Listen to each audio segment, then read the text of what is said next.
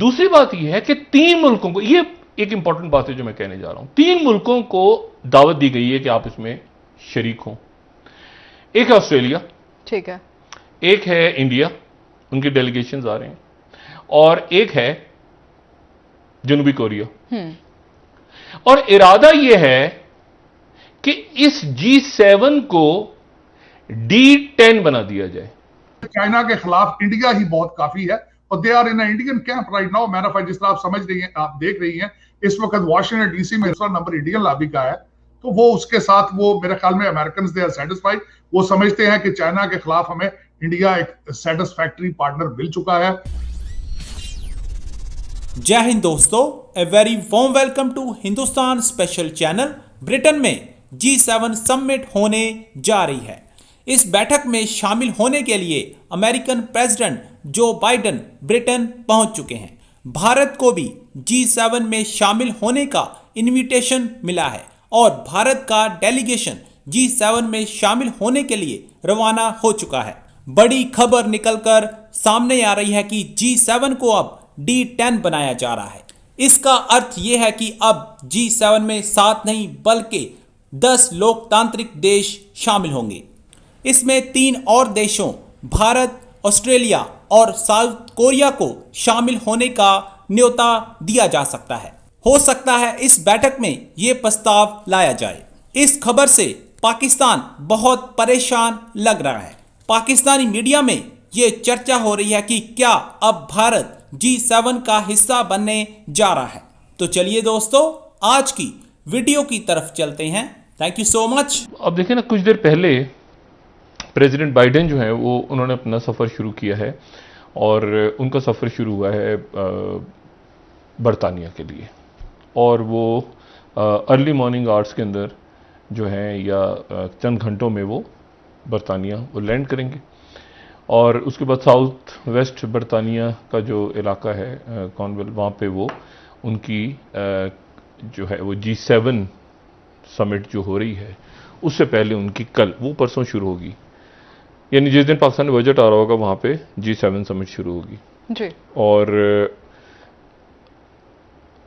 कल जो है उनकी वो बोरिस जॉनसन से मुलाकात होगी जो बरतानवी वजीर आजम है। दूसरी बात यह है कि 3 मुल्कों को, ये एक इंपॉर्टेंट बात है जो मैं कहने जा रहा हूं, 3 मुल्कों को दावत दी गई है कि आप इसमें शरीक हों। एक है ऑस्ट्रेलिया, ठीक है, एक है इंडिया, उनके डेलीगेशंस आ रहे हैं, और एक है जनूबी कोरिया।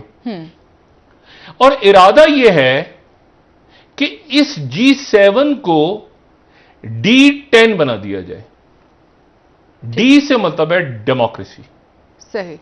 यानी G7 तो अब मैशत तो नहीं रही ना, लेकिन तो इस इत्तेहाद को दुनिया की 10 बड़ी जमहूरियतें या 20 बड़ी जमहूरियतों, D20 भी, अच्छा। यानी इसको, हाँ, यानी इसको यहां से G7 से मैशत तो नहीं रही ना, अब तो आपको नाम बदलना पड़ेगा G7 का। तो D10 का नाम एक ज़ेरे गौर है कि आने वाले कुछ महीनों में, या इस पे बातचीत चल रही है यूरोप के अंदर, अभी शुरू हो गई है कि इसको D10 बना दिया जाए, और फिर उसके बाद रास्ता खुला रखा जाए कि मजीद इसमें अगर मुल्क आना चाहें तो वो भी आ जाएं। लेकिन मसला यह है कि जो कई मुल्क ऐसे हैं, तो जो ये बन रहा है, ये आपका जो EU बन रहा है, सॉरी जो EU है, EU का जो इजलास है, पहले तो G7 का इजलास है तो चाइना के अगेंस्ट है, और उसके ऊपर पाबंदियां आज आयद की, मजीद पाबंदियां अमेरिका ने लगा दी हैं। तो G7 जो है वो है चाइना के अगेंस्ट इकोनॉमी। उसके बाद जब ये जाएंगे EU में, तो EU है रशिया, और फिर उसके बाद नेटो। जो EU है वो भी चाइना के अगेंस्ट है, लेकिन वो रशिया के अगेंस्ट भी है, यूरोप। एक और आइडिया सामने आ गया है, और वो है ब्लू डॉट नेटवर्क। अच्छा, ब्लू डॉट नेटवर्क। अब ये ब्लू डॉट नेटवर्क क्या चीज है? ब्लू डॉट नेटवर्क ये है कि America belt and road initiative के मद्दे मुकाबिल, जो कि चाइना का एक प्रोजेक्ट है, उसके मद्दे मुकाबिल दुनिया में एक ब्लू डॉट नेटवर्क लाने की कोशिश कर रहा है, ठीक है, जिसमें अमेरिका के, जिसका 94 ट्रिलियन डॉलर्स जिसका बजट है। कुछ अर्से पहले मेरा ख्याल है CSIS की रिपोर्ट थी, और कोई रिपोर्ट अगर हमारे पास पड़ी हो, US डिपार्टमेंट ऑफ स्टेट है हमारे पास, उनकी है ये CSIS की रिपोर्ट थी, कनेक्टिंग द ब्लू डॉट्स। इसके ऊपर बात करने जा रहे हैं, और मैं वक्फे में जाने से पहले सिर्फ एशिया टाइम्स की स्टोरी आज की एक शेयर कर लूं। वो कह रहे हैं कि Biden's blue dot network seeks to derail China's belt and road. अच्छा, ये जनाब आज उन्होंने, एशिया टाइम्स ने बताया है कि US driven infrastructure initiative is a wider strategic challenge China's perceived trade practices. लेकिन सवाल, और 150 एग्जीक्यूटिव्स से बात हो गई है। इसमें वो कह रहे हैं कि इंडिया के भी लोग हैं, इसमें वो कह रहे हैं यूरोप के भी लोग हैं, ऑस्ट्रेलिया के भी लोग हैं। क्या इस मरहले पे अमेरिका ये प्रोजेक्ट लॉन्च कर सकता है? और इंटरेस्टेड भी नहीं है। वो समझते हैं कि हमें चाइना के खिलाफ इंडिया ही बहुत काफी है, और they are in Indian camp right now. Matter of जिस तरह आप समझ रही हैं, आप देख रही हैं, इस वक्त वाशिंगटन DC में रशियन लॉबी के बाद दूसरा नंबर इंडियन लॉबी का है। तो वो उसके साथ, वो मेरे ख्याल में अमेरिकन दे आर सेटिस्फाइड। वो समझते हैं कि चाइना के खिलाफ हमें इंडिया एक सेटिस्फैक्टरी पार्टनर मिल चुका है। बराक ओबामा, आप देखें, जितना सबसे पहले पार्टनरशिप का टाइटल बराक हुसैन ओबामा ने दिया था इंडिया जाके, उन्होंने कहा था कि they are our partners, they are not our allies, they are our partners, तो they are happy with them, और उनको वही एंजॉय करना चाहिए। पाकिस्तान जिस तरीके से CPEC वहां बन चुका है, पाकिस्तान की इकोनॉमी पे और लॉ एंड ऑर्डर पे तवज्जो देनी चाहिए।